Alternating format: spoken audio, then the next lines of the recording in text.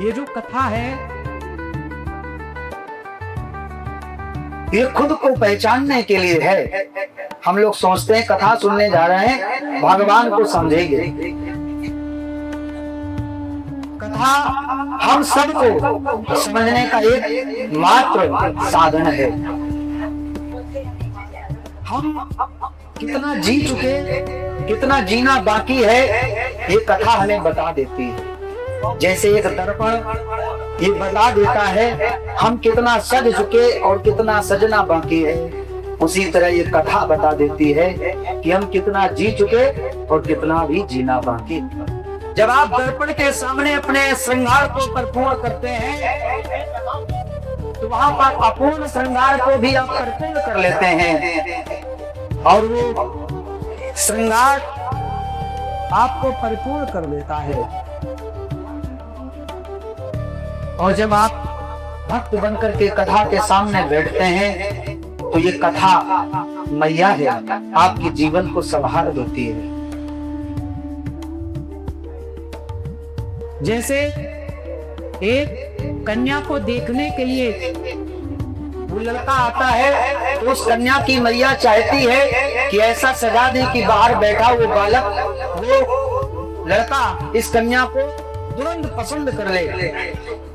जब लड़का और उसके घर देखने वाले आते हैं तो उस बालिका की मैया उस बालिका का इतना अच्छा श्रृंगार कर देती है, इतना सुंदर श्रृंगार कर देती है कि वो बाहर बैठा लड़का उसको तुरंत पसंद कर लेता है। ठीक उसी तरह ये मैया, ये कथा भी मैया है, अपने सामने बैठे भक्त का ऐसा श्रृंगार कर देती है।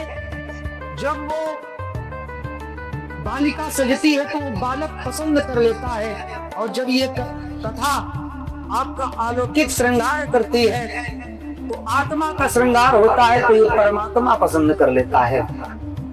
मैया ऐसा श्रृंगार करती है कि चरण, संत के चरण की रज को आपके माथे पे बिल्ली के रूप में लगा देती है। राग और अनुराग रूपी सुंदर स्वर आपके गले में आय की तरह धारण करा देती है। गोविंद के चरणों में चढ़ी हुई बिंदी की सुगंध को आपकी नासिका में नथुनी की तरह सजा देती है। भगवान कृष्ण में जागृत हुए भाव के समय बजाती हुई ताली रूपी कंगन आपके हाथों में पहना देती है।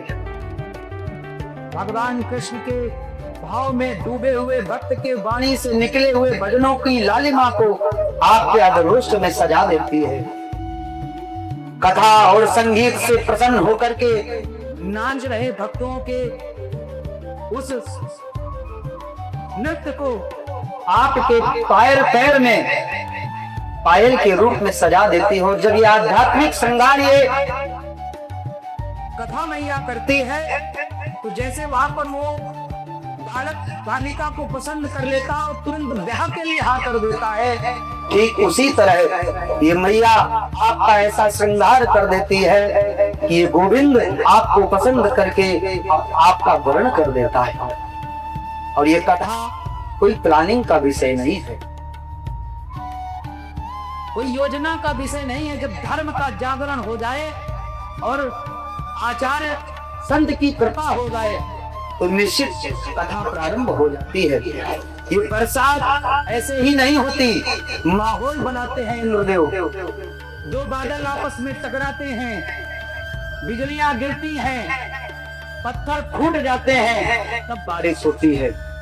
आचार्य के शब्द रूपी और आपस में टकराते हैं, शब्दों की बिजलियां गिरती हैं, मानसिकता के बादल फूटते हैं, तब कृष्ण की भक्ति के झरने बह पड़ते हैं। ये कथा आपके मन में अशांत वातावरण को शांत करके भगवान कृष्ण की भक्ति की स्थापना करे, यही आज प्रार्थना करते हैं। बोलो कृष्ण तो नहीं आला की